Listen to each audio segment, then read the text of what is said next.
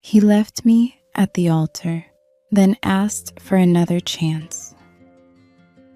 A year later, I used to believe in fairy tales.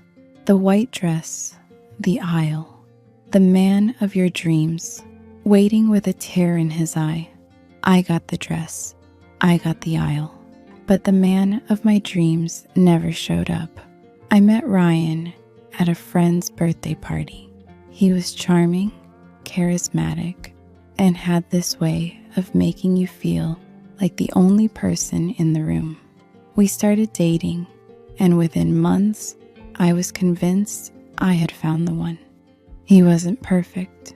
Sometimes he'd go quiet for a few days or get weird when we talked about commitment, but I brushed it off. We were in love. That's what mattered. A year and a half later, he got down on one knee in front of my entire family during Thanksgiving dinner. I cried. Everyone clapped. My mom whispered, "He's a keeper." I wish I had listened to my gut instead of her. The morning of my wedding, I woke up with this strange sense of stillness. It wasn't nerves. It wasn't even excitement. It was like the world was holding its breath. My bridesmaids bustled around, sipping mimosas, doing their makeup, giggling. I smiled and laughed and pretended everything was perfect. We had chosen a small vineyard outside the city, white roses everywhere. I had spent months planning every detail, every flower, every table setting. I even learned how to tie my own bouquet ribbon from YouTube. As the ceremony time drew near, I peeked out of the bridal suite window. Guests were arriving. My aunt, my high school friends, Ryan's brothers, but Ryan wasn't there.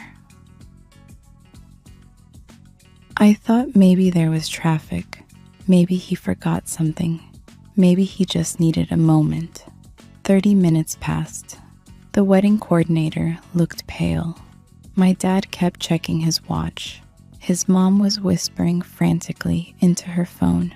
I sat in that room for almost 2 hours before someone finally walked in. Not Ryan, but his best man. He couldn't meet my eyes. "He's not coming." That's all he said. For months after, I was a ghost. I quit my job. I stopped answering texts.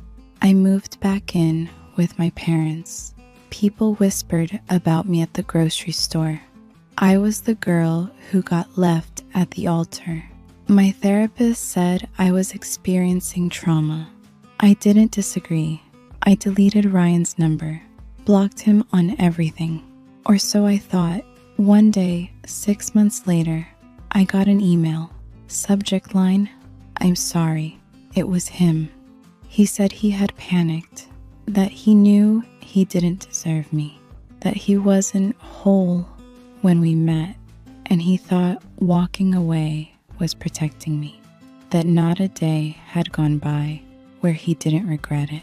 I deleted the email. Then I cried for hours. A year later, I was just starting to feel normal again. I had my own apartment, a new job. I had even gone on a few dates.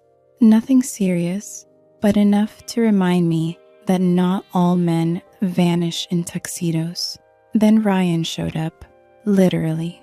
I was at a coffee shop near my office. He walked in like a ghost from a past I'd buried. Hair shorter, eyes tired, but him. He saw me, walked right over, and before I could even blink, he said, "Can we talk?" Against my better judgment, I said yes. We sat down. He apologized again, but this time it felt different, like he meant it. He told me he had been in therapy, that he was diagnosed with anxiety and commitment issues, that he had spent the last year trying to understand why he hurt me so deeply. And then, as if the universe hadn't humiliated me enough. He asked for another chance, not a date, not a coffee, another chance at us. For days, I didn't answer. I read and reread his messages. I asked myself if maybe, just maybe, this was our second chance at a fairy tale. But something in me had changed. I had changed. I wasn't that girl in the white dress anymore, waiting for someone to choose me. I had rebuilt myself from nothing. I had learned how to sleep without crying. I had stopped blaming myself for someone else's cowardice. So I met him again. I looked him in the eyes and said, I don't hate you, but I don't trust you. And love without trust isn't love at all. He nodded. For once, he didn't try to argue. He just said, I understand. Then he walked away, and this time, I let him. So, did I do the right thing? Was I too harsh? Should I have given him another chance? People say everyone deserves forgiveness, but does that mean they deserve us again? Let me know what you would have done. Drop your thoughts in the comments.